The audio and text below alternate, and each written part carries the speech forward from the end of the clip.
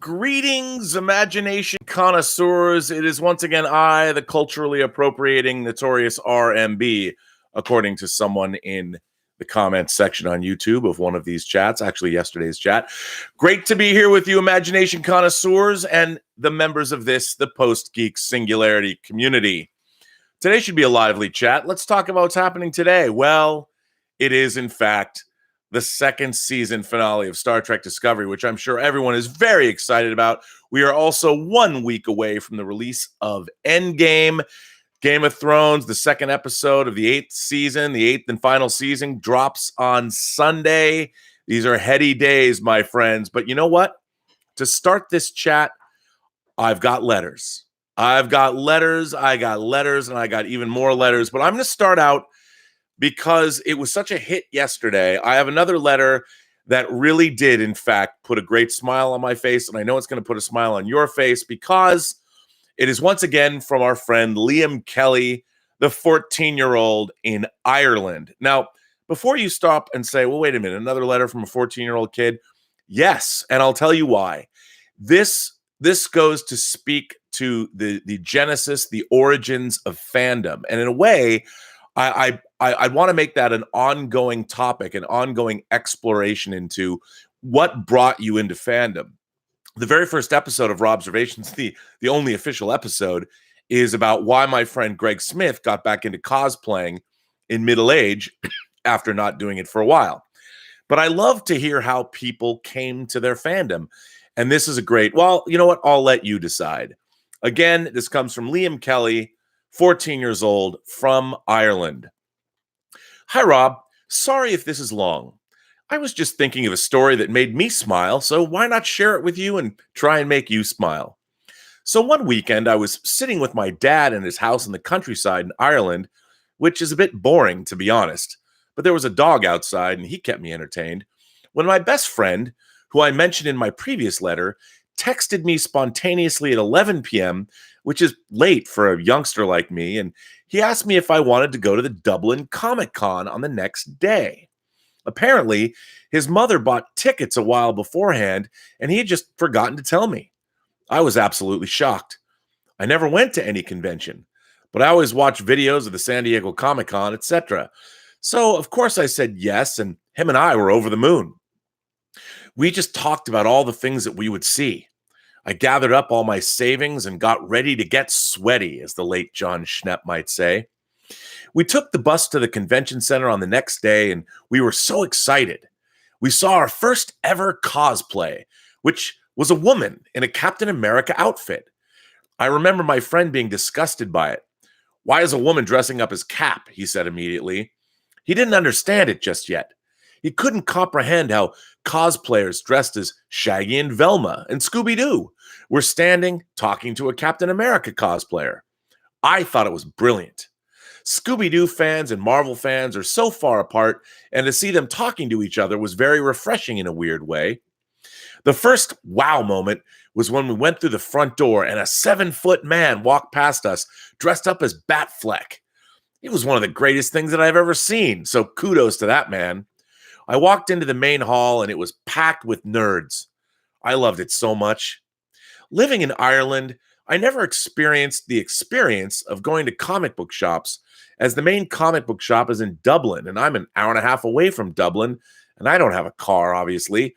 And my mother, as kind as she is, wouldn't drive me to comic book shops whenever I want, so I've had to buy comics and all nerdy merchandise like a Dark Knight Rises Batarang replica, which was only 60 pounds, about $68. So when I walked into the main hall, I felt an overwhelming feeling of acceptance, if that makes any sense. For years, I was just this loner kid who sat at home alone and drew out the covers of his favorite comics. And now I still was that loner kid, but I was in a massive room full of loner kids, some of whom were selling drawings that they did of their favorite covers. Also, in addition to this, they were playing 70s and 80s rock and roll and pop in the hall, which is my type of music. I was born in the wrong generation. I had only bought the famous comic books like The Dark Knight Returns, Nightfall, and my personal favorite, The Killing Joke, from Amazon, as they were just the ones I needed to even be considered a fan. I always wanted to buy comics like Dark Horse Comics or Image Comics, as they always intrigued me, but they were all sold out at the con. But there were new DC and Marvel comics, which I bought with all of my money. I bought the 30th anniversary of The Killing Joke, which was a good moment in my life, I must say. My friend's mother, however, was there, and she had to stop my friend from getting anything too stupid, as she put it. So my friend is a massive Walking Dead fan and is a general fan of zombie movies. He saw this big Negan figure, which was on sale, and it was only 40 pounds, $45. He asked his mother for his money, which was kept in her purse, but she'd gone and spent it all on shirts for him. To be fair, the shirts were nice, but my friend didn't care. He wanted the Negan figure. He was so frustrated, and he just didn't speak to me or his mother. But once again, the nerd army strikes again to cheer people up, and an absolute legend in a brilliant Iron Man cosplay came around the corner with another legend in my friend's favorite Robin, Jason Todd cosplay. I can't describe the happiness on my friend's face. He was too shy to go take a picture, but he was just so overjoyed until his mother called Chewbacca Shibuka. Well, we don't talk about that. So that was my first experience at any con ever as a young sweaty. Thanks for reading, and it's okay to read this on video if you like. Thanks for your time, Liam Kelly. I mean, how often do you get a great story like this about, apparently Gilbert wonders how often you get a great story like this about someone's first convention appearance. As a matter of fact, I mean, I think this is a great ongoing topic. So if anyone cares to share their first convention going experience, please do so. And I loved hearing this. I think that what a great story, Liam. Thanks. You're a very articulate 14-year-old. Maybe you're 15 now. I don't know. But what a great story. I hope you guys like that. I love these letters. I love hearing from young people, and because, I mean, I had so many people in my own life sort of foster my fandom, and it's really great hearing these stories about how other people came into fandom and their first experiences. So, Liam, thanks for that letter. Keep them coming, and keep writing me and telling me about your experiences. This letter comes from a longtime Post-Geek Singularity member, and that's, of course, Vesna. Vesna from Sarajevo. Hello, Vesna. How are you? I like this letter. This is one of two I would like to read today that are sort of topically similar. And this one comes from Vesna. Dear Robert, all this recent box office projections for Endgame got me thinking, why people still rush out to watch a movie in the cinema? I remember the time when VHS cassettes and video stores were hot stuff, and everybody was saying that cinema is a dying thing. Nobody would pay a ticket to watch a movie only once when he could watch it every day in the comfort of his home. And then the DVD came and the Blu-ray, and they're all dying. Some of them are already dead. And cinema is still standing, live and kicking. And now the streaming services and digital media are the new hot stuff, and people still want to see the movie they like in the cinema first. They call it the Renaissance of cinema. Why going to see a movie in a theater is now more popular now than ever? Simple reason. Humans are social beings. We all need the company of other human beings. And if they share the same passion and experience as we are, even better. Until the 90s, we used to have 10 cinemas, including a summer one in the open air. And then overnight, we lost all of them because of war. I remember the first time that the world came to us. And no, it wasn't the arrival of blue helmets, as we used to call the international peace forces. It wasn't even when U2 held their concert in 1998. It was when the first film festival opened in 1995. For the first time after the war, we didn't just taste the experience of having electricity again, but also the watching of motion pictures on a big screen. Nothing can replace the experience of watching Gladiator in the open air with 3,000 people under the stars. It's interesting that now, in the time when people got so estranged from one another, that they got paranoid by sitting so close in a restaurant or the public transportation, unless if somebody like Thor walks in, and yet we don't mind sitting next to a perfect stranger in the darkness of a cinema hall. Sometimes it's not a bad thing at all. One can be pleasantly surprised when the light turns on. So that's my thought about it. What do you think where the magic of cinema lies? Well, first of all, great letter. I love, again, hearing people's experiences, especially. I mean, look, we don't know what it's like in America, even during World War II. Aside from Pearl Harbor, really, pretty much we were spared the horrors of war here in the United States. So, hearing what you went through is it's special indeed, and I for one can't imagine it. But to follow up on Vesna's lovely letter, here's another letter from Tim Davies it's sort of kind of related, and I wanted to read it too. Hi, Rob. Greetings from one of your old haunts, even it was only for a short time, Sydney, Australia. I hope you enjoyed your time here. Getting mugged aside, I did. It was one of the best years of my life. I've been trying to find the perfect way to send this message to you for a while, but I couldn't think of the right method to bring it up. Then I saw episode 96 of your live chat, and a younger viewer, Liam, 14, I believe, brought up their love of comics and geek culture, mentioning the fact that they almost read The Killing Joke daily, which was written in 1988. This made me realize I had the opening I was looking for. I could send this to you and not sound like a crazy person rambling about completely off-topic subjects. By the way, I love crazy people that ramble about off-topic subjects. Enough babbling. On to the main topic of my message. For many years, I was concerned that with the advancements of technology and filmmaking, younger audiences wouldn't appreciate older content. As you say regularly, how could a kid who grew up with a photorealistic dinosaur in Jurassic Park movies ever fully appreciate the works of Ray Harryhausen? I was lucky enough to be born when I was, in the late 70s. So growing up, I was not only opened up to the latest films being made in the 80s, but I was also able to watch earlier stuff like Jason and the Argonauts, The Day the Earth Stood Still, The War of the Worlds, and many others without having the magic of the movies destroyed for me by comparing them to modern films with their realistic special effects. I've seen some comments in reaction to older films online from younger people who can't get into something because it's black and white or the effects look stupid. This disheartened me. But fear not, kind sir, this message is an uplifting one, not one of negativity made by a grumpy old man yelling, "Get off my lawn!" I'm not sure if you ever had the chance to come across it, but there is a great old cinema in Sydney called the Hayden Orpheum Picture Palace, which plays older films. It was at this very cinema I had the chance to meet the great John Schnepp and Holly Payne when they brought The Death of Superman Lives, What Happened to Australia. What a glorious night that was. We got into long conversations with both John and Holly about the current state of comic book movies and whether or not a film like the one Tim Burton was trying to make with Superman Lives would have a better or lesser chance of being made today. John, as I've heard many people say of him, was very interested in hearing opinions other than his own, even those of just some average Aussie guy. We lamented to loss the show he did with Alicia Malone. We lamented the loss of the show he did with Alicia Malone, Rewind.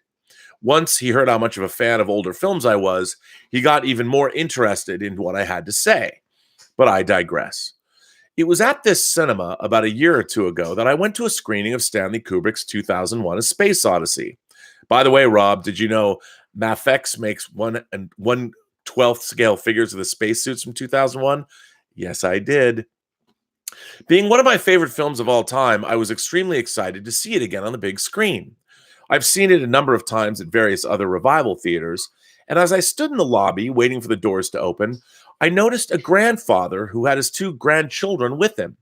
They were maybe 8 or 10 years old. Oh God, how was this going to go? To my surprise, not only did they sit quietly throughout the entire movie, but since they were sitting in a row in front of me, I could see the look of wonder on their faces, especially during the extended space travel scenes in the film. Compared to a group of what I assume were film students, since they were talking about how much a professor of theirs loved this movie, who fidgeted, shifted in their seats, and complained about the runtime, and ended up leaving before the finale. This led me to the conclusion that kids are not naturally disposed to hating old things, but rather their experiences shape what they like. Growing up, the first film I remember watching was the Marx Brothers' A Night at the Opera. Seeing how much I enjoyed it, my dad found the rest of the Marx Brothers movies, and I watched all of those, and I love them just as much. When I tried to show a friend Duck Soup years later, prefacing it with, "This is the funniest film ever made," he wondered what the hell was wrong with me. It was boring and just plain dumb, and even worse, not even in color. It is up to us, the older generations, to ensure that kids are exposed to classic works of art at an early age, be they film, literature, music, or forms of art like sculpture or painting, to help them broaden their minds. They'll take what they like and dislike away from it, but at least they'll know it exists. Well, I think I've taken enough of your time. I just want to say I love the show and thoroughly enjoy the conversations that come out of it in the chat and on the Facebook group. Sorry I'm not able to contribute more during the live shows, time zones, but I'll pop up when I can here and there to join in the fun. Your buddy from across the globe, Tim, or Timbula the Spider Monkey. P.S. Glad Skippy is doing better. My two fuzzy housemates, Lupin and Ahsoka, got very interested when she pops up on screen every now and then. Lupin and Ahsoka, that's great. Like Lupin 3, I'm a big fan. Thank you, Tim, or Timbula the Spider Monkey. I loved your letter, and along with Vesna's, it shows how the movie-going experience can still touch people and it can still be important. And I've loved the cinema. The cinema basically is my church. And what the cinema has always meant to me is the expansion of my mind through the storytelling of literally the world. I've watched movies from all over the world since I was a kid. I've always, been a big fan, and I'm still a big fan. Heck, I was just looking at, I've got all today, if I might say, I've received all 6 reels of Tango Shalom. Tango Shalom is a 6-reel long movie. It's about 112 minutes, including the credits. And I'm going through each reel. I'm looking at the first pass of Randy Kuhnfield, the color timer. I'm looking at his first color pass of the entire film, making notes. And it's very exciting. And that's what keeps me going. I mean, even though I'm doing these chats, I am working on a feature film, as I want to do. And it's very exciting. All different processes make me excited. So once again, Tim, thanks for sharing that story. And to be honest, it's always interesting to me to go see movies with one of my favorite movies in the world that talked about this a lot was Wings of Desire, or is Wings of Desire. And when I moved to Los Angeles to go to continue my college education at USC, I was writing a paper. I wanted to write a paper on Wings of Desire. And coincidentally, Wings of Desire was it was showing at a theater in Santa Monica. So I figured, even though I think at that time I owned the Image Laserdisc of Wings of Desire, I went to see it in the theater, even though I owned it, and watch it again. And when I was there, hello, Gilbert. A lot of people walked out. It just wasn't for them. I understand. It requires, to me, Wings of Desire is sort of the cinematic equivalent of reading an epic poem. And if you're not into that, I get it. I really understand. But it's amazing. Oh, Gilbert, do you want, Gilbert he's putting his paw on me, and I have to stop for a second. And of course, if Gilbert wants a cookie, would you like a cookie, Gilbert? I think he might want a cookie. He's here. He's looking at me. I was playing our favorite game outside in the backyard. Come here, Gilbert. Would you like a cookie? Anyway, I think it's great.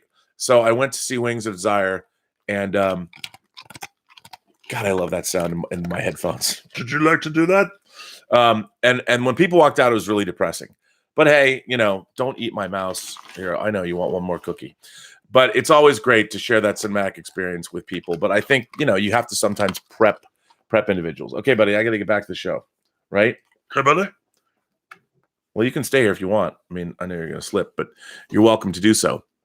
Anyway, I'm sorry, I got a little distracted. I apologize. I love this letter, by the way. This is from Paul in Long Beach, and I do love it. By the way, Paul in Long Beach wrote me a really short letter about how we live in this great time of geeks and everything that's available to him at one time. And he talked about things like even King Kong from 1933 was available. And he cited these 4 different things. And he had a choice. He said the amazing choice that we have to look at all this stuff. And he decided that he and his wife both decided to watch King Kong, the 1933 version, I think on Turner Classic Movies is what he said. But so this is a follow-up email Paul in Long Beach sent me. Hey, Rob. Apologies for the mail as I'm really unable to view the live chats until early AM here in Long Beach. My God, what have we created? In one single week, we've seen the absolute worst of the internet. One, Endgame spoilers. Even if one didn't see the video, such as myself, the pics are unavoidable. The thumbnails are everywhere of such specific points. It's so difficult to express my disappointment. Measles, too. Measles is spreading across America because some idiots believe basic 21st century science is inferior to Jenny McCarthy. 3. Some poor guy makes a video of his reaction to the new Star Wars flick and gets attacked mercilessly. There was nothing proper about how he was treated. On the other hand, I did watch one magical video this week. Therefore, I would like to propose a new monthly segment, Golf and Geekery with Nancy and Bobby. Funny, you don't look Drewish. B, I've definitely gained a new appreciation for the Willow Yangs of the world, and I'm so very anticipating the Hot Zone. Me too. By the way, if you guys want to read a scary book, read Richard Preston's nonfiction account of what happened with the Ebola outbreak miles from the White House. The Hot Zone is one heck of a read, and I can't wait to see the movie. I hope they skew close to the actual story because it's amazing. And basically, I think Willow Yang should write a treatise about every single disease movie ever, because I would love that. C, the Star Wars gentleman's last name is really Butts. He took the insults in stride, got support from Mark Hamill, and I heard him this morning on Ralph Garman's podcast joking about it and actively thanking everyone for all the support. Maybe it's not so bad after all. Therefore, I'd like to play the prediction game. Endgame ends with Doctor Strange yelling for Wong to come and get his tuna melt because the Reuben he got at the Druish Deli on Bleecker is getting cold. Game of Thrones ends with the victor taking their place on the Iron Throne and quickly pricking a finger on the rusty hunk. An infection sets in, then gangrene, lockjaw, and death from suffocation. That's for you, Willow. Thanks, Rob. And that comes from Paul in Long Beach. Well, Paul, thanks for that. That is a good chuckle.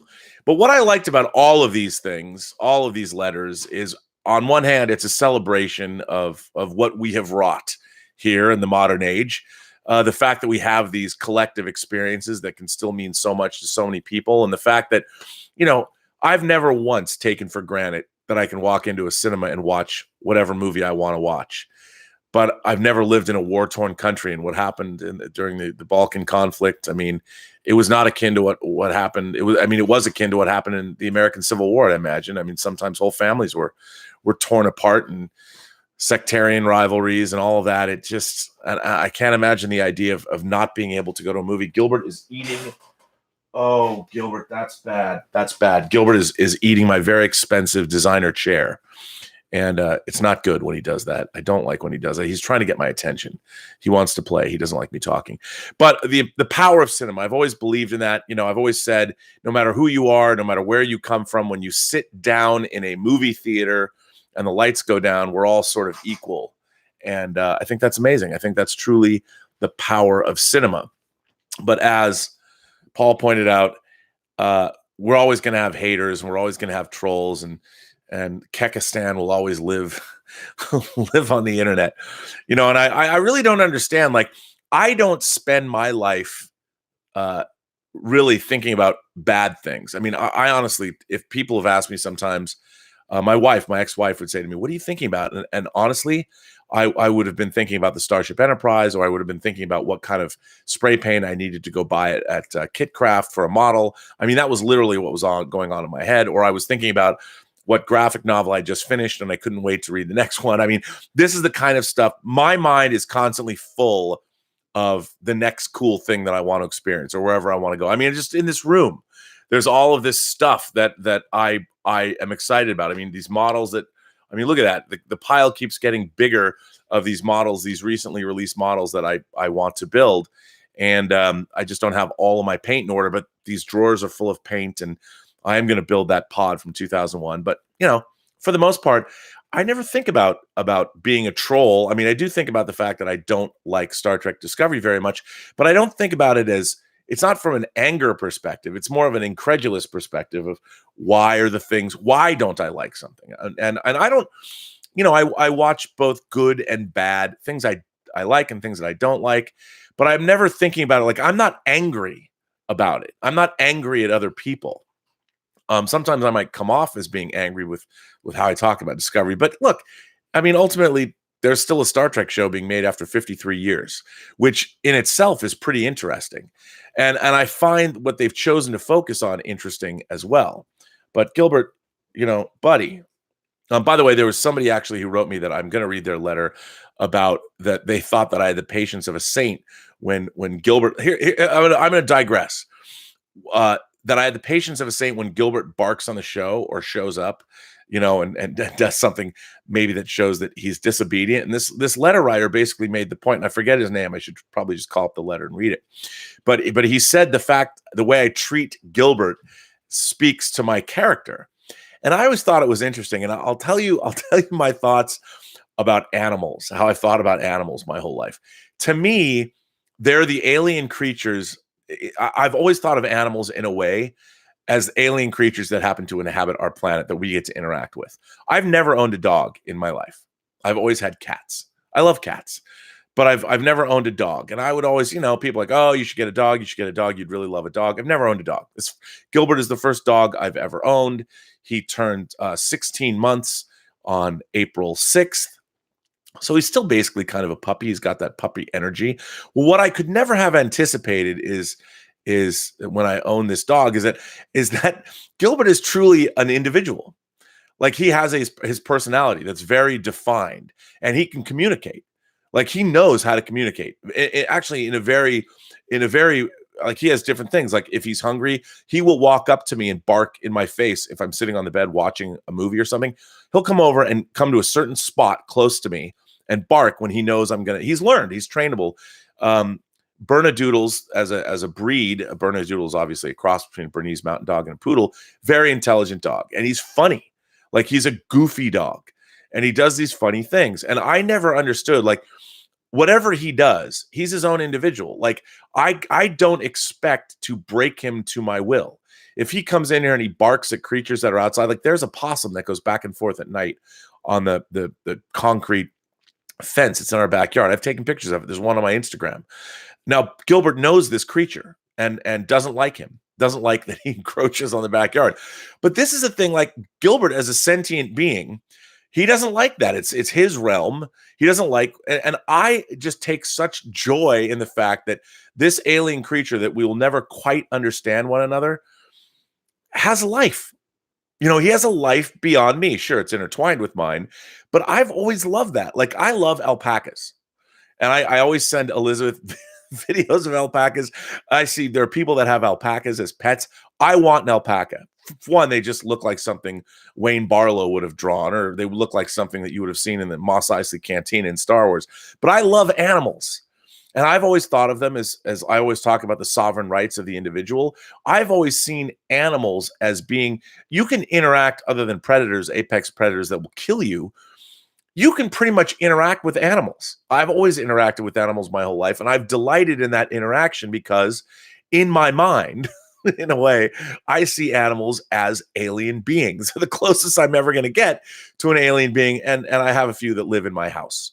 And I love that. So to me, I've just always loved animals. I've always approached animals with delight. If I see a picture of ducks leading their little ones across a busy street in a foreign country, which I recently saw last week, I'm like, they have intelligence. Like, they're displaying. I saw a video that Elizabeth sent me yesterday of a dog and its litter, the dog and the dog's owner, and the mommy dog, the bitch, brought her litter over one at a time and was putting it in the lap of her human owner. And it was like that shows intelligence and cognitive reasoning. And I've never understood, like, why there are some, I'm going off on a total tangent here, but anyway, in my own mind, in my own crazy mind, I've always thought of animals as living alien creatures that I get to interact with. So that's why I've always taken, and animals know that about me. I mean, little kids and animals have always sensed that I take such delight in them because I see them as these alien sentient beings that I actually get to interact with, if that makes any sense. But anyway, I know people are like, what the hell are you even talking about? I thought this was about Star Trek Discovery. So I'm going to get back on topic. I have one more letter to read, and I'm going to, you know what? I hate to do this, but I'm going to give you guys a trigger warning before I read this. I shouldn't have to, but after yesterday, I got a lot of emails from people and a lot of DMs on Twitter from people that were not happy with me reading John Price's letter. And here was the thing: when I read John Price's letter, which I thought it was a confessional, I found it really interesting and in a way sort of cathartic for myself to read. And when I choose to read something, I think I should explain why do I choose to read letters. And when I get a letter like John Price's that I don't agree with everything he said. I mean, look, I've been sort of an agent provocateur sometimes on Twitter. When I first got on Twitter, I kind of liked doing that more than I like now. But for the most part, what I've always loved doing, even when I was a kid having 15 in 7th grade, I was 12 years old and I had a VCR and 13 actually. And I would bring 15 kids over to my house. It gave me more pleasure. There was nothing that gave me more pleasure really than sharing a movie that most of those kids hadn't seen. A lot of the time I got in trouble because they were R-rated movies. Like, your son showed my daughter, blah, blah, blah. Alien. I'm like, yeah, but that's because you wouldn't take her to the theater. So I love that. And when I choose to share something here, what I want it to be I want it to be thought provoking. I want you guys to discuss it and not in a way where you jump down the throats of somebody, because both John Price and the letter I'm going to read are members of the Post-Geek Singularity community. And I would hope that we discuss these things rationally. And like I said, I'm interested in all different kinds of points of view. And I've talked a lot about the intellectual dark web, which is what people are calling themselves. Like, I like reading Joe Rogan or watching Joe Rogan. I was watching Dave Rubin because they had the author of this new book, a Yale professor who was the author of this new book called Blueprint. That is basically an optimistic book about evolution and how human beings have evolved to be rather pretty good people, ultimately, despite the horrors we perpetrate against each other on a daily basis, that human beings are okay. Kind of like Steven Pinker's book about the age of enlightenment. I mean, well, our current age of enlightenment and how human beings have it better now than we've ever had it. So yeah, I'll watch Dave Rubin. Now, is me watching Dave Rubin because I wanted to see the Yale professor who wrote this book, Blueprint, that I'm interested in? Does that make me I think Dave Rubin is not an alt-right supporter. It's so weird. I mean, I really sit down and watch this stuff. But anyway, I believe in the free flow of ideas. I don't think hearing people's opinions is dangerous. I think that in fact, it is best to put those opinions out there and debate them and have cogent, interesting conversation. And that's what I like about what I think we're building here at the Post-Geek Singularity community. And what I like about you guys is this sense of community where we can talk. Now, I'm reading this letter. I'm presenting this letter because I think this letter was important. And it comes from Mark Chure, who is a great supporter of me and this channel. And he was responding to John Price's letter. And I thought this was a well-written letter, and I thought it had interesting concepts to discuss. But I know some people are going to get angry, but I would just listen to the letter and think about what he has to say. And if you want to couch it in Star Trek terms, I would say, okay, I've always thought that in the original series, there was never villains in Star Trek. There were only antagonists. And when you tried to find, case in point, the Gorn, when the Gorn are attacking Cestus 3 and killing human beings or whatever other Federation members were at that outpost, yeah, they were portrayed as villains, but it turns out that they were antagonists and they had a reason for doing what they were doing. And the whole point of that episode is don't judge a book by its cover. Things are not what they seem, and we need to practice a quality of mercy. So anyway, but I wanted to read this letter from Mark. I liked it. I decided to share it, and it's going to lead into the rest of what I've been thinking about since yesterday's discussion. So, Mark C., take it away. Mark Chure, take it away. Hey, Rob, I wanted to write this to piggyback John's letter from Wednesday. That means John Price's letter. As many here have read my super chats, I am a self-proclaimed toxic fan. I've been called a racist, homophobic, misogynistic, alt-right Nazi, and a number of words that I'm not quite sure what they mean. I've seen a push over the last several years to bring about a utopia of diversity. So all races, genders, and sexual orientations can be represented in our pop culture. The problem I have with this is twofold. One, to fill a spot with, say, a transgender person, because being diverse is the ultimate in importance, means you probably aren't looking for the best possible candidate for that position. The same can be said about making sure that position is filled by a white male. As a former employer, I did not care if you were a particular race, gender, or sexual identity. If you were the best person for the job, I wanted you working for me.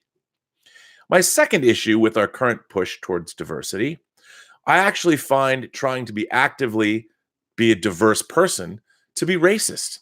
There, I said it.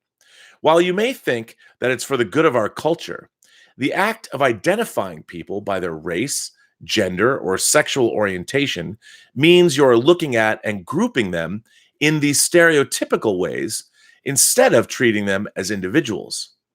In my eyes, those that do this are guilty of all the words that I have been called. How does this affect our fandom?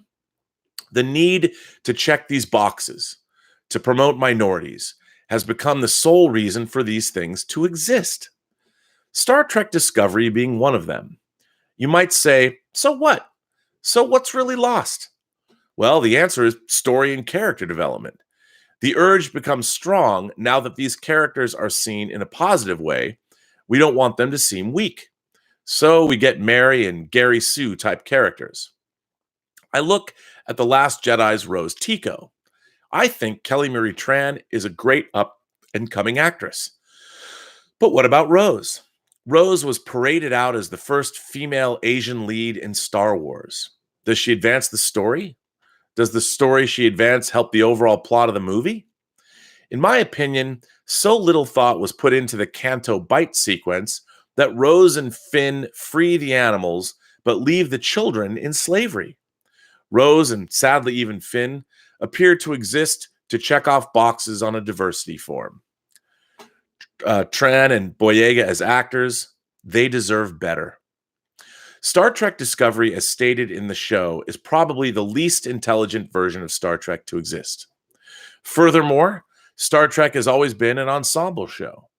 Whether you mention the trio of the original series or the crews of the Next Generation, Deep Space Nine, Voyager, and Enterprise, it's been about a group of people.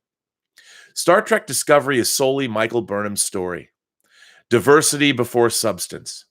Those that push this seem to want to legitimize their efforts by blasting detractors, calling them racist, misogynist, bigots, or homophobic, squashing the ability to critique or question someone's motives.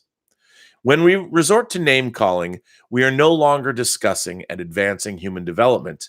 We are simply to blindly accept what is offered to us and praise it for its efforts. Comics are no different. A YouTube critic calls out creators over the material they are creating. He believes much of what comics creates today to be self-important trash. Writers like Mark Waid call him a white supremacist, racist, bigot, misogynist, and Nazi. He was told if he thinks creating a comic book is so easy, to put his money where his mouth is and make his own book. So he did, garnering over $400,000 in crowdfunding. He even got a publisher. Once this happened, Wade made a call to the publisher, and the publisher is no longer honoring that contract. Was it bullying, censorship? Sadly, now a court will decide. This is the world that we've created for ourselves. Do we continue down this path, or do we actually discuss better ways to accomplish a noble goal? George Orwell is watching. Thank you for your time, Mark C. Again, I thought an interesting letter worth sharing from a member of this community who has been here for a long time. Now, why would I share this letter? I'm sure people would get angry about it because I think it brings up good points, and I think it's worth discussing. The gentleman that you were talking about, this comic creator, by the way, went after John Campea. He made a whole video about John Campea, who I work with every day. And look, you don't have to like everybody, but I thought that the video where he went after John was sort of mean-spirited. And my question about that creator was, why do you feel the need to go attack individuals? Here's the thing. I believe in, if you want to criticize something, criticize something. Absolutely. Everybody should be able to criticize things. But what's not taken into consideration, and here's what I find what is leaving these discussions. These discussions are either and or, there's either diversity or there isn't diversity. In my mind, in this country, we are a long way from achieving any kind of real parity between the genders, the races, whatever you want to call it. No one's ever been equal in this country. The white cis male has had it. We've been on top of the pyramid for a long time. And to me, I just assume, well, that's true. That's obvious. I mean, the idea of white privilege, sure, it exists. And I know it exists. I will recognize that right away. However, I don't think that other groups should then benefit, and my group, should now be discriminated against because it's now the time to pay back all of the worldwide oppression that has been going on for thousands of years. That's not going to work either. My opinion, and what my opinion is about this, the post-geek singularity, is that we all have to move forward together. That is the only way we have a human future. And as I've learned, as I was explaining yesterday, when I was in South Korea, me being a white cis male didn't go very far unless I was on an American military base.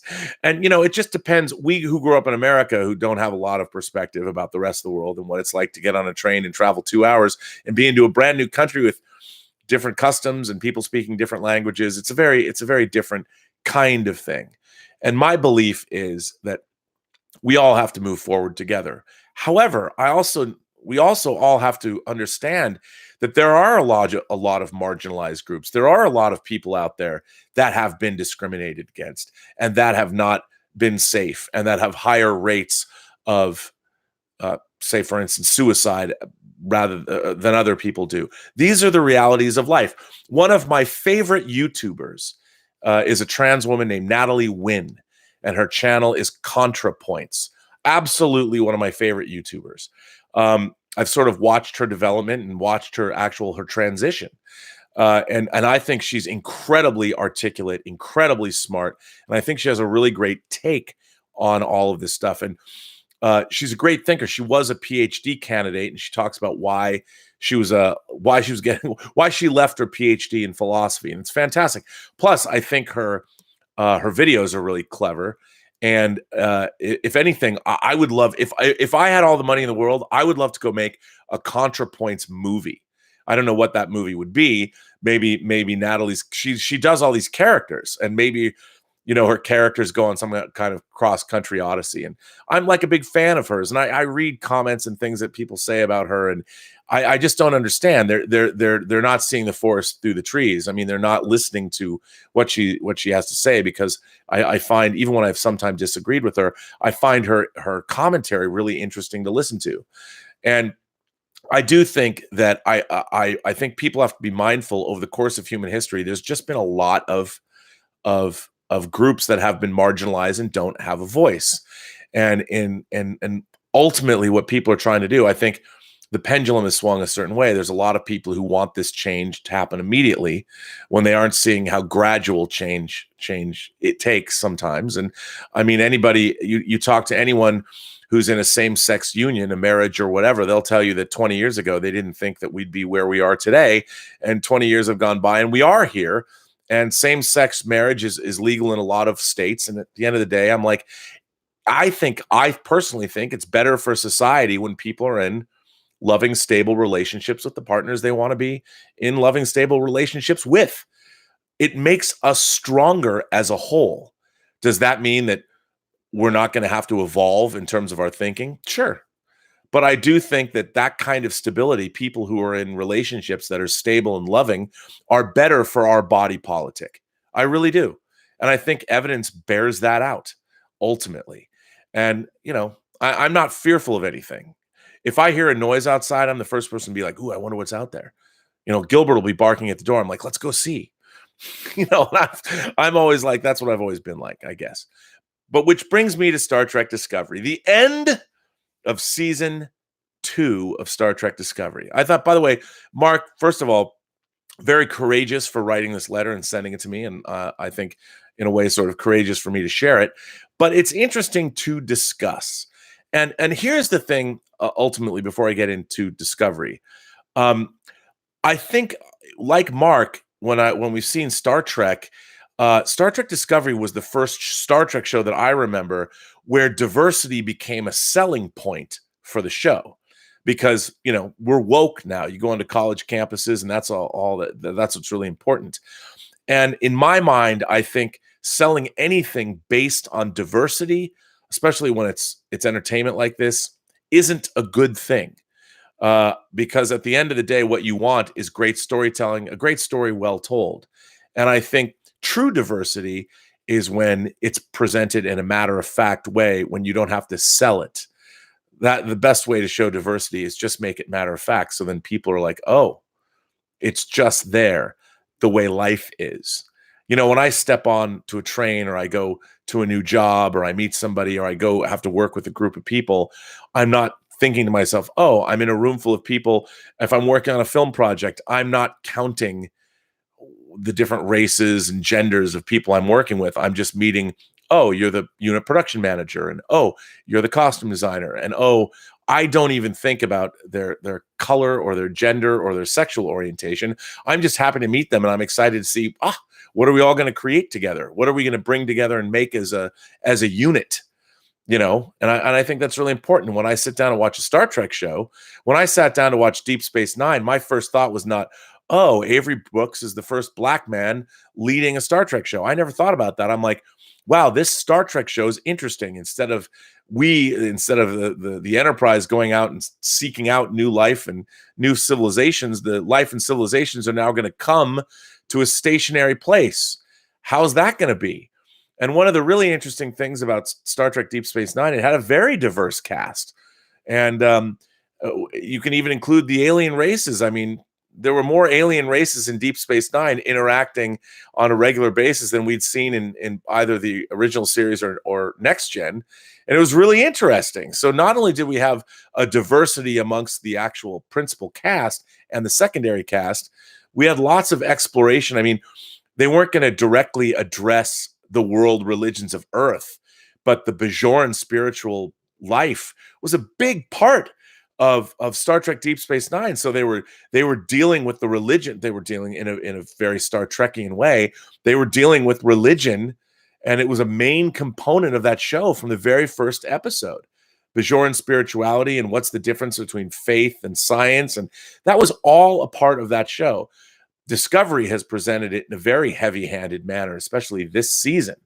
I mean, it's very funny. They call this the Red Angel. Clearly, the idea of faith and science was part of the season. That went out the window. And I think that the Red Angel was probably more of an exploration, hence the name Red Angel. And clearly Pike has spiritual beliefs. I had heard before they had done reshoots that Pike actually wore a crucifix in the second season.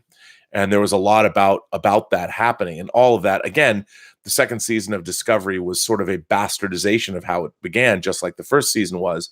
And I think that the problem with Star Trek Discovery so far is that we have not been given a clear vision that was carried out by the showrunners. Maybe in season 3 we will. But I think, back to the topic of this chat, that truly great storytelling has to rely not on political agendas, which, by the way, everybody who writes a story has some kind of agenda. That's what their story's about. Whatever it is, it might not be about gender or diversity or sexuality, but you've got some kind of agenda. That's why you're telling the story. You're trying to make some point about human truth, about human existence. That's why you tell a story in the first place. So,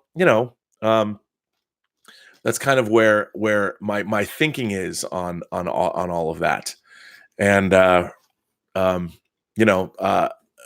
every story is political, every story. But when you put your agenda front and center, when that becomes it gets in the way of the storytelling, because what goes on in a story should be sort of, I guess it should be true to the story itself. When you want to put your agenda front and center, it always interferes with the storytelling. And we see that in what is one of the worst episodes of Star Trek, or one of the most heavy ham-fisted episodes. Let that be your last battlefield, when somebody's white on one side and black on the other, and they're mad at the the people in their society where it's reversed. Oh, we get it. We get it. Whereas you look at Balance of Terror, they make a comment about racism, about the difference between, or the similarities between, the Romulans and the Vulcans. And when Mr. Styles is showing disdain that the Vulcans and the Romulans might have a common lineage, and Kirk says there's no place for bigotry on the bridge. That's pretty didactic, but it's also a way to deal with bigotry in a science fiction Star Trekian concept by not directly addressing it. And Star Trek Discovery, to be fair, did try and do some of that, but the way the show was promoted, not so much. They didn't do such a good job at keeping the diversity sort of, I don't know, not so heavy-handed. Anyway, let's go down and see what people have to say. I can't believe I've been talking for 50 minutes. Celadon Sound says, I once spoke to someone who experienced apartheid. Yeah, and how crazy was that? Celadon Sound goes on to say, they said to me, if you played a game of football with a halftime score of 999-0 and found out the other team was cheating, you wouldn't just say, okay, no more cheating now, and continue the game. You'd equal the score before proceeding to call off the game. That is, you know what? I really like that idea. And that's the thing. I mean, we're living in a time when, for the very first time, especially in this country, we have all kinds of discussions about people being allowed, people being sort of emancipated, and different kinds of people who never had a voice getting a voice. And, for the next maybe couple of decades or two, marginalized voices that we haven't heard much from are going to come out, and they're militant. They're finally getting heard.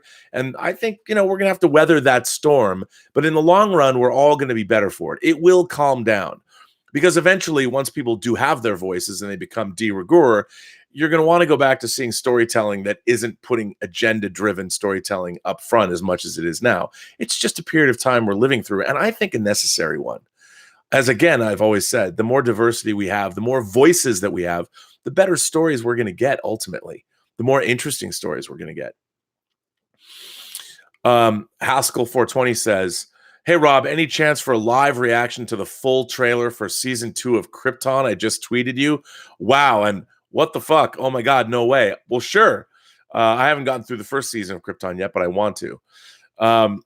Celadon Sound says, I'm not sure I agree with the sentiment when applied to society, but it was an interesting thinking point. Celadon Sound goes on to say, is it enough to simply say, okay, no more discrimination, guys, when the society is engineered to work in our favor? A very good point. And the thing is, our society is, look, you can point to the fact that, okay, Jim Crow laws were rescinded in the South 60 years ago. But the fact they existed only 60 years ago. As I've often said, nobody knows that there's no true equality in this country right now than Black Americans do. And to me, there's nothing wrong with pointing that out. There's nothing wrong with saying that Black Americans in almost 500 years have never received a fair shake in this country. And so when you have a show like Star Trek Discovery, even though, yeah, we had Deep Space Nine, but back then there's a whole new generation of people that weren't alive when Deep Space Nine debuted in 1993. A lot of young people are in college now. They're 20 years old, which means they were born in 1999 when The Matrix came out. And it's just like, they don't know what that was like to have a Star Trek show that was led by Avery Brooks. And in their lifetime, they get a show. Remember, the pop culture has a short memory. But what's really more important is great storytelling. I think we're much better served by great storytelling rather than agenda-driven storytelling. You can have an agenda, because all stories do. But, have the agenda be self-evident when the story is being told. I think that's probably the best way to read those kinds of stories. At least in my mind, it is. Of course, I could be wrong. I mean, your mileage may vary. You never really know. Let's see. So Nicholas Glenn asks, was on Neurotic Channel yesterday, and he is wanting to bring you on his channel to sometimes talk Trek and stuff.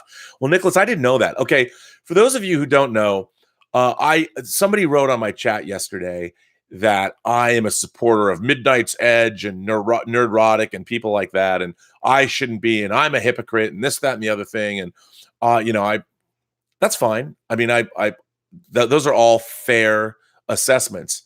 I enjoy the Midnight's Edge channel. I think they have very well-produced videos. Do I take everything that they say at face value? No, but they're looking into it. Whether it's all true or not, I don't know. But again, I learned something. Nerdrotic, I like his channel. I've enjoyed it quite a bit. Sometimes I agree with him. Sometimes I don't. I disagree with what he said a lot about Game of Thrones, but clearly he loves Star Trek. I like listening to him. Doomcock, Victor von Doomcock. I like Doomcock's videos as well. Now, because at the end of the day, they do love Star Trek. Everybody on Midnight's Edge loves Star Trek. They love their genre stuff. I mean, I know they cover a lot more topics. I primarily watch their Star Trek stuff. But I would love to go on Nerdrotic's channel. I like Nerdrotic. I like what he does. Like, here's the thing. Just because other people, if they want to say some things, I don't think every person in the world should be defined by everything they say. For if Nerdrotic says things I disagree with, especially when it comes to Game of Thrones, that doesn't mean I don't enjoy listening to him talk. I'm like, I disagree with that. But there are other things I agree with him on. So I like Nerdrotic's channel. The Babbitt says, Rob, your show means more to me than you can possibly know. Thank you so much for all you do. P.S. I need more Superman. Well, the Babbitt, that's very nice. I mean, it's funny. That was a byproduct of these chats. I had no idea that people would be affected as much as they had been affected, and I had no idea we would have this kind of community spring up around these chats. So thank you for that. Thank you for the generous support. I really appreciate that. And I hope that we do get a Superman movie, because damn it, I loved Man of Steel. It's a great science fiction story. It's a great first contact story. I think it's also a very good Superman story. I mean, the guy's been Superman for what, a week, if that? And it's so funny to me because clearly he's being Superman before he even took on the mantle of Superman by rescuing people, traveling around the world, looking for his past and trying to be a good person. From the time he was a kid, he was being Superman. And you know what? What was he going to do with Zod? I would have killed Zod too. But anyway, thank you. I appreciate that. Joe Hill says, hey, Rob, I'm moving from San Francisco to Austin, Texas next week. The AMC Metreon IMAX in San Francisco is my favorite theater. I'm looking forward to exploring a new city full of theaters. Any insight into Austin theaters? Well, Joe, for me, as far as I know, everything in Austin is all about the Alamo Drafthouse. We're getting one here in LA. I don't believe it's open yet. But Austin, I've never been there. I keep talking to people that are going there. A friend of mine's, I saw a friend of my mom who I've known my whole life. They've got kids that have gone to Austin. They're having a great time. They started a cybersecurity firm, or they're working for a cybersecurity firm. But I've always wanted to go to Austin. I have a high school friend that lives there. I think that would be, report back. But it's all about the Alamo Drafthouse. Thank you for the support of the channel, by the way. Darth Suthius goes on to say, have you seen the new Netflix Ultraman series? 3 episodes in, and it's okay so far. I'm not digging the animation style, though. Not fluid at all. You know what? I kind of agree with you. I like the suit design, and they've made some cool toys out of it, but I'm not feeling it yet. I'm still going to watch it, but I agree with you. I don't think the animation is great. Unlike, for those of you, if you want to get Star Blazers or Space Battleship Yamato 2202, it's the Comet Empire storyline. It kicks ass. Those Blu-rays are great. Why did they only put out one half the season? I don't know, but awesome. Willow Yang is here. God, I love when Willow's here. Willow Yang says, oh God, does my blood pressure rise whenever the anti-vaccine movement is brought up? Andrew Wakefield is an embarrassment to the science community. Well, Willow, I don't disagree with you. I don't understand what's so weird about these anti-vaxxers. And I get it. It came from a place where people thought vaccinations might have caused autism. There's no causality between that. But what good vaccinations have done over the last, 100 years is indisputable. It's an indisputable fact. so much human suffering was alleviated because of vaccinations. It just blows my mind that there's still any question. Yeah, it's just terrible. I don't get it. I just don't know. Kellan Sound says, is it enough to simply say, wait a minute, I don't think I read this one. Or maybe I did read that one. Hang on. There's a lot of super chats here I'm missing. Is it enough to simply say, okay, no more discrimination, guys, when the society is engineered to work in our favor? You already read that, but I'm going to read it again. I think we live in we live in a society right now that's better, and there's less discrimination than there has ever been. Is it is it perfect? By no means. We have a lot of work to do, but yeah, I mean, come on. We live in a pretty good society, and we should always be working to make it better. Chinese Deadpool is here. I may sound ignorant, but many hate an agenda in media, but all pump the use of ching chong in a song and get 64,000 likes and 2,000 dislikes. Then that's no agenda. Hey, I agree with you. You know, I think you're right about that. Here's the thing. Like, I don't understand why we don't. I mean, maybe I'm just too much of an "it's a small world" guy, but I do think that we celebrate our. I mean, even though I went to South Korea and I talked about how being lonely and how it was very strange and people all look at you and we heard yesterday about how when you go to Japan, if you're a gaijin, that people stay away from you. They don't sit next to you on benches and stuff. Yeah, but I still believe, like, I love Japanese culture. I would probably, with my loud voice, if I ever walked into a Japanese toy store with money burning a hole in my pocket, I would probably be the scariest patron they'd ever seen.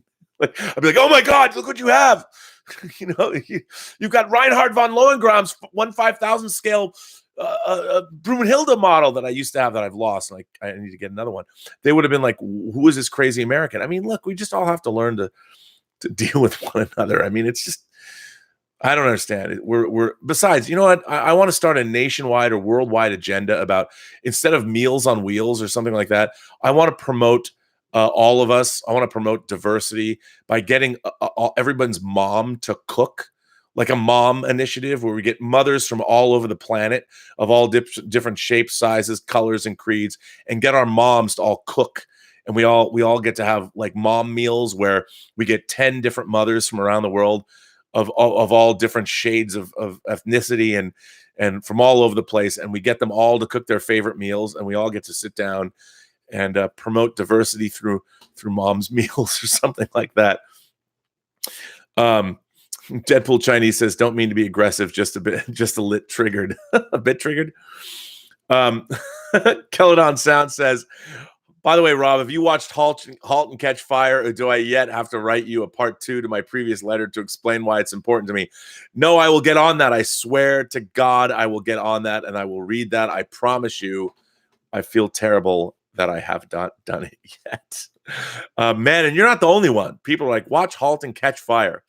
Just Plain Steve says, the biggest problem with modern society is people's unwillingness to discuss differing viewpoints. Disagreeing with something doesn't equal intolerance or hate. Not everything is black and white. One love. You know what, Steve? I'm with you. Like, I don't understand when did this happen? Like, when I was at Evergreen, that was part of the course. You had to seminar. You had to sit in a room with 15 other people, other students, and a professor and have cogent discourse. That's how you were evaluated. Like, you didn't pass to the next, you didn't matriculate unless you could engage in cogent, learned debate with people based on the reading that you have done and based on their opinions. I don't get it. What I see on college campuses, the author Nicholas, I want to say Christos, but it's not, who wrote Blueprint. He was a Yale professor back in 2015. His wife caused a controversy about Halloween costumes, what Halloween costumes are racially insensitive and which ones aren't. And his wife, who also was a professor at Yale or a guest lecturer or something, she said, isn't part of the point of Halloween costumes to be provocative and sometimes politically incorrect? And of course, the whole thing devolved into ridiculousness. But yeah, I agree with you, Just Plain Steve. Deadpool Chinese says, I can understand Mark's thought. I don't think he means bad. I don't either. Guess we are just in the transition period where overcorrection can hurt people's feelings. That's what we're in. We're in an overcorrection period where, I mean, I think a lot of people feel threatened. There's nothing, when I was driving to Wenatchee, I was going from Seattle, which is a modern, very vibrant city, a tech hub of the world, and going to Wenatchee. I literally went through the mountains where there was no cell service for about 45 minutes. And you drop into the beautiful Wenatchee Valley, unbelievably beautiful. And it is, of course, the Apple capital of the world. And you really I felt I was in a place where time stood still. You go down the main streets. I put on my Instagram page, there was a Magnavox sign, an old Magnavox sign that looked like it was right out of the 50s or 60s, but they still left it there standing in front of the store. And I realized, I'm like, this is most of America.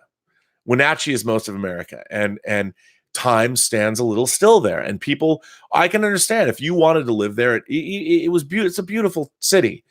But if you wanted to live there, you're living there for a reason, and you're living there because of the way of life, and you don't want it to change. That's why you're there. And I understand that. If you lived in a place, there's a lot of America. I'm a city person. But I could live in Wenatchee. I could see I couldn't live there probably for very long because of the lack of stimulation. But it's people want things the way they want things. You don't like, I like the constant hustle and bustle. I like change. I like looking forward and wondering what's going to come down the pike tomorrow. Like, I like that. I do like, certain stability, but you never know what's going to hit you from one day to the next. And there's something exciting about that. That's the way life should be. I read once somebody said that they want to feel like life is a sporting event. And at the end of their lives, they're sliding into home plate, holding a martini glass, and the umpire says safe, and they check out. I'm like, all right, that's it, man. I want to be running the bases until it's time for me to go. And then I want to be sipping a martini, sliding into home plate. And when the umpire says safe, I'm happy to leave this mortal coil. But I understand that a lot of people don't feel that way, and change is difficult. But does it really matter? Like where I'm sitting here at home, we have it pretty good. I'm even living in Los Angeles, California, and I've lived here through riots. I've lived here through floods. I've lived here through fires.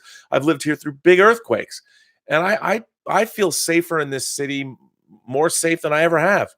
We still have a horrible homeless problem that we need to fix, just like San Francisco and Seattle do. And it's really terrible. But I've watched this city become a much safer place. There's no place in LA that I don't feel that I feel unsafe. I've met people all over the place, and I feel I can go up to anybody just about anywhere and talk to them. That's what's so great about living here in this city. And I think living in this time, I've never felt safer in a major modern urban environment than I feel in LA today. And, are there still gangs? Are there still problems? Yeah, sure. But I still feel like it's great to be living here. Topher Rock says, man, a guy I work with just got fired. He started here a month before me 4 years ago. He was annoying, but sad to see him go. Any stories of firings? Well, that's a change of pace. I was fired once, really. Once it pissed me off. And it was more of a revenge. My first job that I ever had was at Video Space. And I started working there in a certain capacity when I was a kid, when I was 13. Just shrink wrapping boxes and things like that. But then when I was older, I was one of their principal employees, and Video Space, when I was there, expanded. Started out as having 2 stores, and then it expanded to 4 stores. And I was working there, and I helped open their downtown Seattle store. And it was a really cool store. And I'd been a Video Space employee for a long time. And I was by far the youngest employee. I mean, we still wore ties and coats to work. And it was, I felt great. I was selling VCRs. That was back when VCRs were $1,000. And I went down to the downtown store to pick up a CED, an RCA. It was their CED disc platform. It wasn't a laser disc. It was an RCA CED disc player, capacitance electronic disc. And it worked with a stylus on a disc. And it was carried in a plastic sort of frame that you put in the player, and you pull the plastic out, and it left the disc inside. Well, I went to pick it up. Why did I go to pick it up? Because On Her Majesty's Secret Service was only available on CED disc. sometimes they would get these exclusive to try and sell the format. Well, it was a dying format. We never rented this player out. So they were selling it to me for $50. And I was buying it specifically only to make copies of On Her Majesty's Secret Service for my friends. So I go downtown and I go in the store and I go behind the counter and I'm grabbing and there was nobody in the store. And the manager, who I've subsequently forgotten his name. I mean, I was in 83, maybe. It was in 84. It was in 84, I think. And he comes out and thinks I'm like trying to rip off the store. And I'm like, no, man, I'm from the Bellevue store. I'm Rob. But I'm so young, he doesn't know that there's anybody. We'd never met before. And he'd only been at the downtown store. He'd never come to the Bellevue store, which is my headquarters. So he had to call, and it made him look bad. He felt like a chump afterwards, but I understood. I went with it. So when my general manager was let go, when he left, I don't know if he was let go. He was gone from the store. This guy eventually worked his way up and was promoted to general manager of all 4 stores. And I'll never forget this. I had a date that night. I went into work, and it was the day, you could look this up on the IMDb. It was the legend. It was the day that Greystoke, The Legend of Tarzan, Lord of the Apes opened. And it was opening at the John Dance Theater. And it was the first date that I was going on with Marina Pollock, this girl I dated, who I still know. Marina Pollock was this fantastic girl. I thought she was the most beautiful girl in high school. It was our first date. And part of it was like, hey, man, I have this job, I have this great job, and we're going to go see Greystoke, The Legend of Tarzan, Lord of the Apes. So I come into work. This guy calls me into his office, by the way, in a store that I had helped set up. We'd moved from one store to another, this new location. I had helped build shelves there. I had helped stock the store there. I go into his office, and he tells me, he says, we're going to make some changes around here. And by the way, I was the oldest employee. All the employees there had been there less. And I love this job. I live this job. It was best job. I mean, and everybody who came into the store knew me, because I was Mr. Chatty Cathy. And he said, we're going to let you go. And he said to me, he goes, don't think of this as being fired. Think of it as being laid off. And I left the store and I started crying.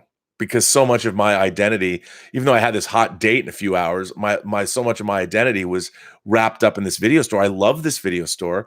I loved going into work. If I would work 7 days a week in the summer, I loved it. I made a lot of money. I was selling VCRs. I had a whole client base. I mean, it was terrible. And that's when I got laid off for nothing I did. He just hated me. He couldn't wait because I had embarrassed him in the store. He couldn't wait. I was not let go because of any reason. He just hated my guts, and he became general manager. And I think in the long run, I knew that it was going to come down the pike, because when I was in the flagship store and he didn't want to see me all day, he hated my guts. I was a punk kid. Back then, everybody who worked in the store was in their 30s because we made a lot of money selling VCRs.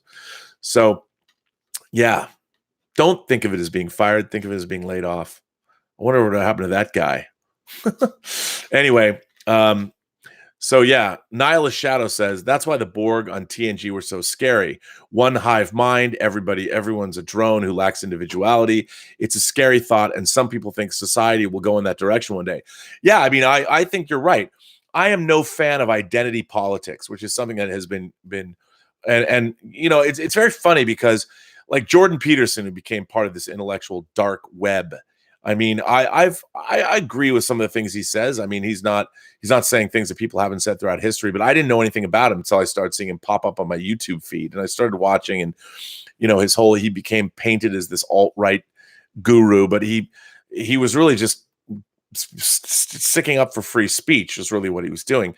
But it's interesting to watch, like, the intellectual dark web railing against leftist thought, far leftist thought, and identity politics. I think all politics has an element of identity politics to it. But again, the sovereignty of the individual is my jam. That's what I'm interested in.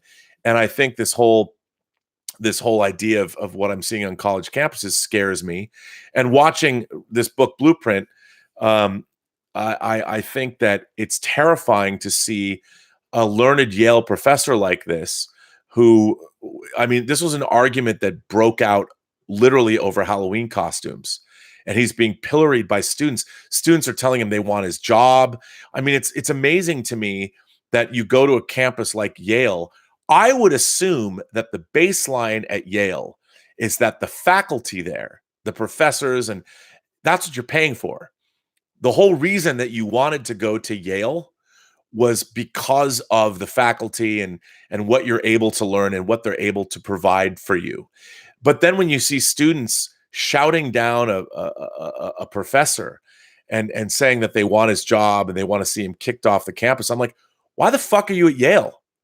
Who are you to go after these people because they've said something you don't agree with or something? I mean, I don't get that. Like, I would never presume to tell somebody how to do their job, especially as a young person. But we have this idea, and I get it. Young people are possessed with everything. They have so much that they want to share, and they're righteous, and they feel they're on the side of history and they're right about these things. But on the other hand, there's no nuance there. As anyone knows who knows anything about life, as you get older, you realize there's a lot of nuance that there's no two sides to every, there is two sides to every story. And you have to make sure that you grapple with those issues.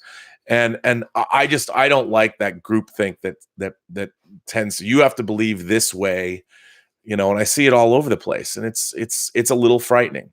If something that you like, look, again, I'm wearing a Clockwork Orange t-shirt.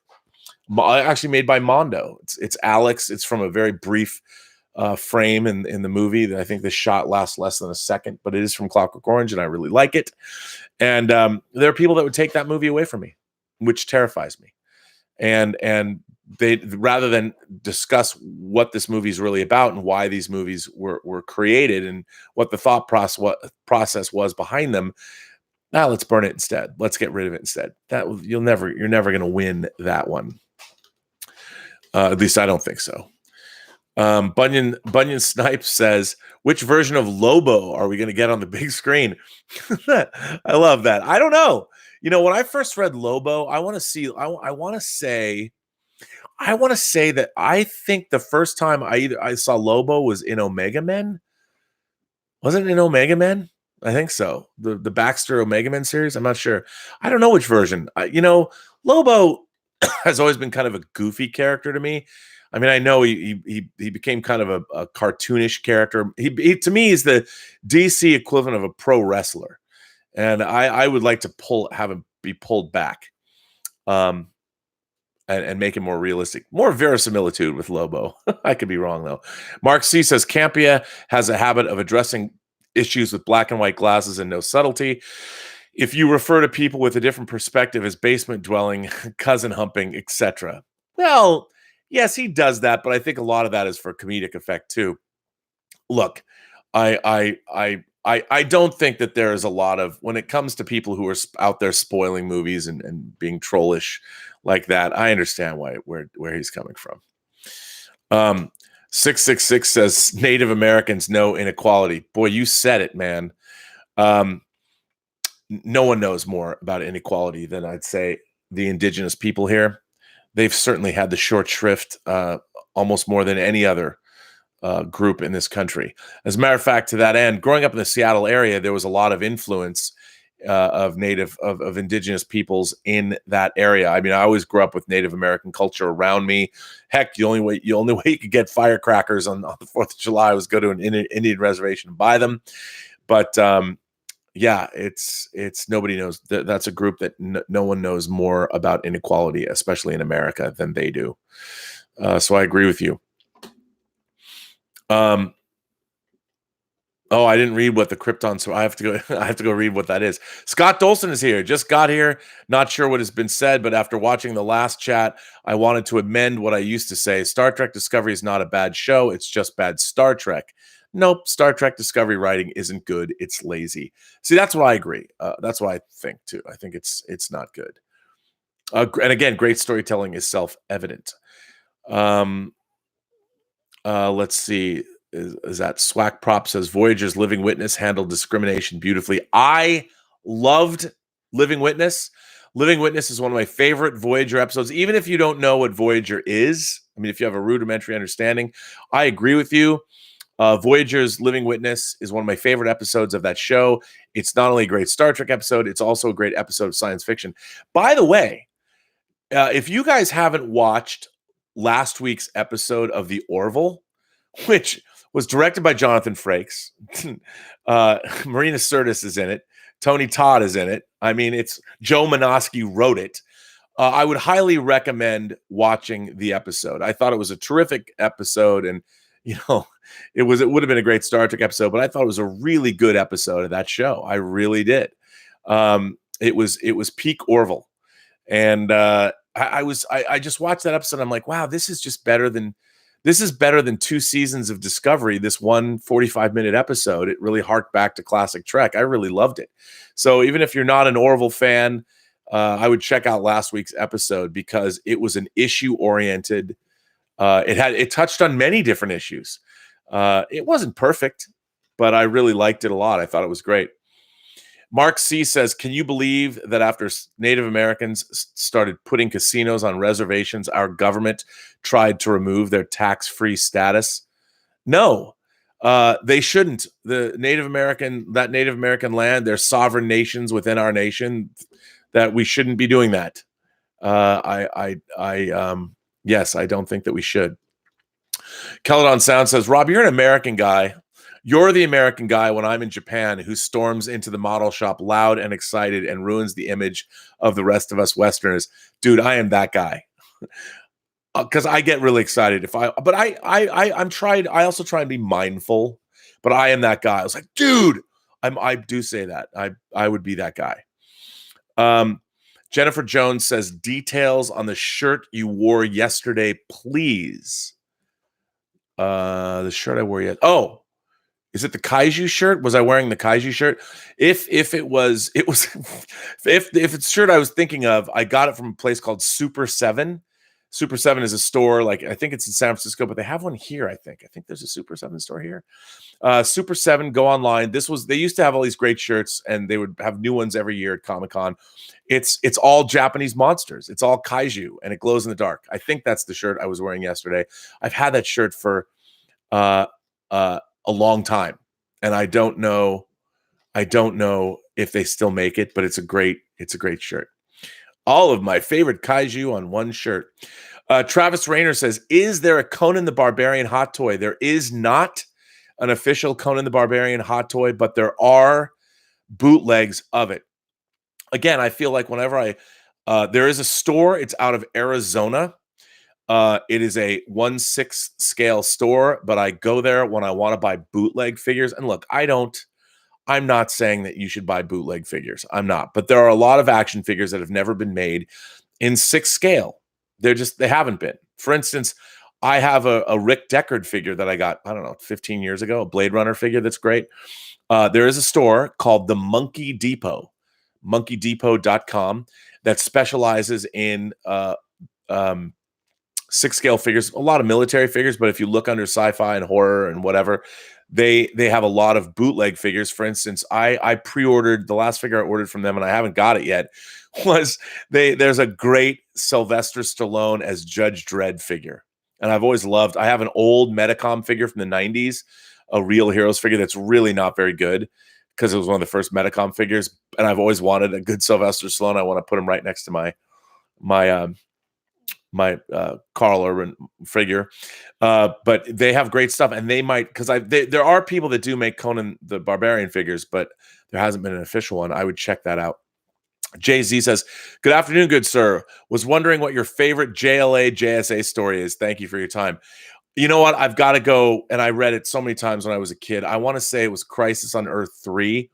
The first place I read it was in Justice League 114 of the original run. It was a giant size 100-page Justice League, and it reprinted.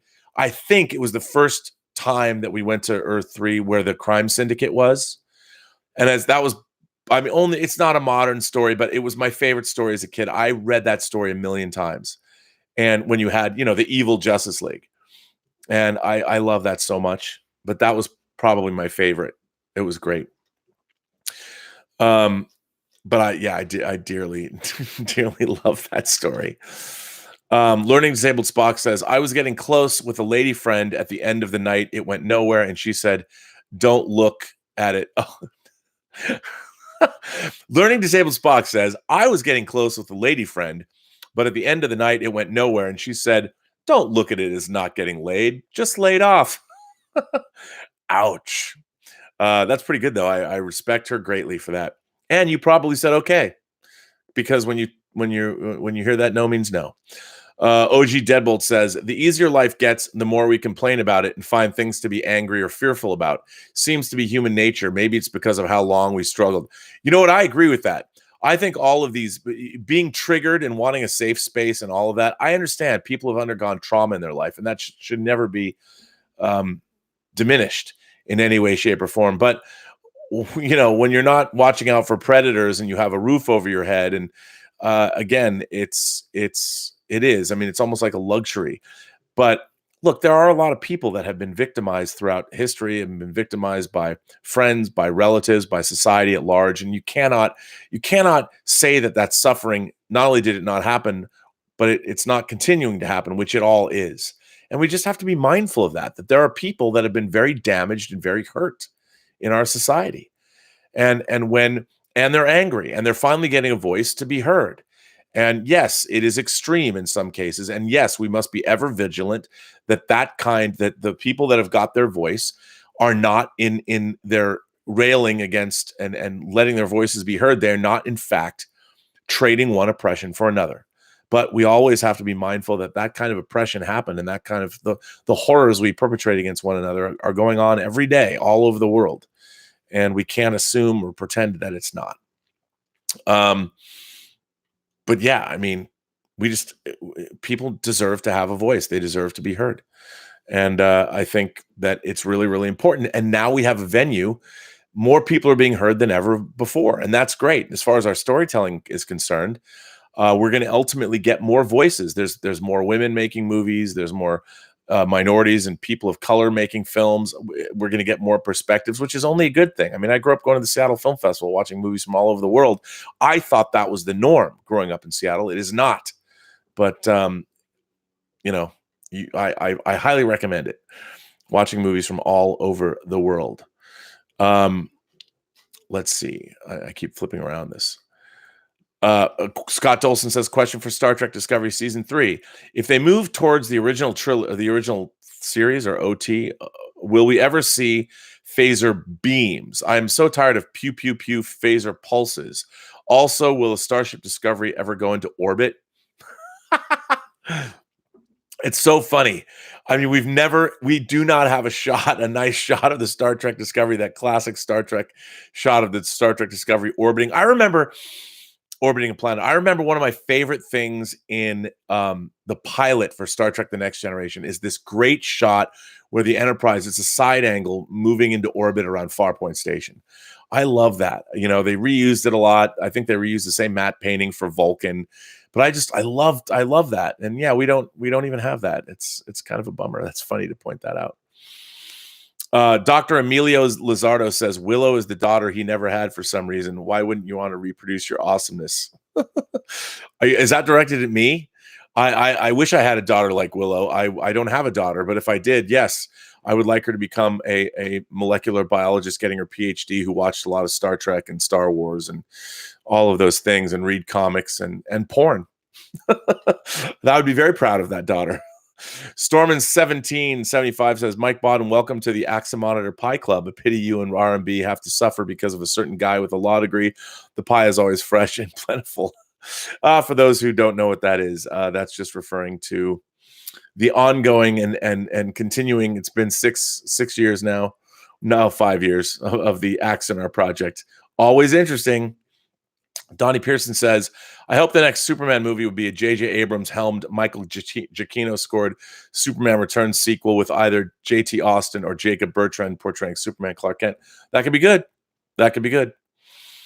Bunyan Snipe says, some people aren't willing to admit that the child was going to be autistic and they want something to blame. Look, I can see that too. You know, that everybody wants something to blame when something isn't perfect. I get that impulse, but we have to resist that impulse. That's what makes us civilized beings. You know, in the movie business, I'd like to think that, especially when it comes to physical production, you can't blaming somebody takes away the time you need to fix the problem and move forward. Blaming anyone is never a good thing. Never a good thing. I don't believe playing the blame game. Let's just fix it. Let's just fix the topic. Darth Suthius says, her garbs have gone from brown to gray to now white. I'm going to call Rey the Gandalf of the Star Wars trilogy. Har har. Yeah, I like though. I like Rey's duds. I think she looks great in Rise of Skywalker. The Rise of Skywalker. Yeah, she what she's wearing is pretty functional, I guess. But it's always funny to me. I don't think they've really got a handle on Star Wars costuming. you know, you'd think that people would have a bunch of different wardrobe choices, but not usually. It's pretty funny. Like in Empire Strikes Back, it was so nice to see Leia get out of her Hoth garb and get into that red dress. By the way, Hot Toys, that dress, that Bespin dress, Leia Hot Toy looks fantastic. I want to get that.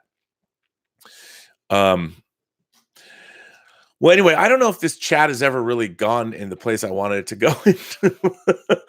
I wanted to read those letters and talk. I love the letters people wrote to me. I thought it was great. Vesna, thank you for your letter. That was terrific. And I loved hearing from Liam. I think Liam needs to write more letters. I think, Liam, if you're watching these chats, I feel like I want to just ship up my or ship all of my long boxes of comics to you so you can go through them all and you can have them. They're for the next generation. I mean, yeah, I'd like to get a new car, so even if I sold them all for 50 cents a piece, I could still get enough to buy a car probably. But maybe I should do that and ship them across the pond, or do it in increments or something. But anyway, I'm going to end this chat, and hopefully tonight's episode of Star Trek Discovery, where, hey, we've been promised that all of canon will be reconciled. I'm dubious about it, but who knows? Anyway, I want to thank all of you for being here. I want to thank everybody for your generous support of this channel. I very much appreciate it. I will be back not on the John Campea show tomorrow at 9, but I might want to do a talk back tomorrow, do an open chat about Star Trek Discovery and toxic fandom and diversity in preparation for next week's dropping of Endgame, which I see on Tuesday and Thursday. I'm very excited, seeing it twice in 2 days. So that's going to be very exciting. Keep those letters coming, man. Keep those letters coming to the Burnettwork.net. And I want to point out that this chat would not be possible without Lucky Tiger men's. Well, I want to say, I keep saying men's. I think that everybody could wear Lucky Tiger or use Lucky Tiger. I don't know. Maybe not the mustache wax, but Lucky Tiger men's grooming products, where you want to look good and feel great. If you men want to look good and feel great, Lucky Tiger grooming products, they're bringing these chats to you now. And I have to say, again, I'm really fond of their facial scrub, but I kept talking about the soap that's no longer available, but they're all over body wash. Pretty dope. I tried it this morning in the shower. I probably spent a little too long lathering up a little too many places, but let me just tell you, it's great. I really enjoy how it smells. It's a great body wash. It's a new product I have that I'm now going to be running out of, and it's great. So I want to thank Lucky Tiger for sponsoring these chats. And remember, Alan Murphy, their CEO. This is live chat 97. I don't think I'm not at 100 tomorrow, so I'm trying to whip up something special, maybe on the 22nd. But please keep writing Alan Murphy at the Lucky Tiger website, getluckytiger.com. And if you like all over body wash, I'm usually a vanilla body wash guy. That's what I like. But man, this is pretty good stuff. You can go there, but you can also write Alan Murphy a letter. And if you write him a letter, send it to me. And if he writes you back, send that to me too, and I'll read it on the air. Or you can go to clubluckytiger.com. Check that out, where I'm going to be creating new content, both audio and visual content there. So thank you to Lucky Tiger for sponsoring the channel, because it's fantastic. And all of you guys, you've been tweeting about Lucky Tiger. Some of you guys have been tweeting me pictures of what you've bought there. Report back. I want to make sure that it's a good product so I can be proud of their sponsorship, which I already am, because I like their products. So that's cool. So thanks for all that. And again, thanks for the support in the channel. Thank you, the imagination connoisseurs that you are, for being here, being part of the Post-Geek Singularity community. I love it all. I'll be back tomorrow at noon. Probably to talk about Star Trek Discovery and see what they did, how they landed the season. Did they stick the landing, or did they just stick it to us, the audience? Well, we'll see tonight now, won't we? Anyway, I want to thank you again. And remember, every person you meet has a story to tell you have yet to hear. All you have to do is listen. And with that, I'm sorry this chat was a little rambling too. I didn't really get to the topic at hand, did I? Anyway, Great for being here. Great for you guys to be here. Thanks for joining me, and I really appreciate it. And again, I will see you tomorrow. Have a better day.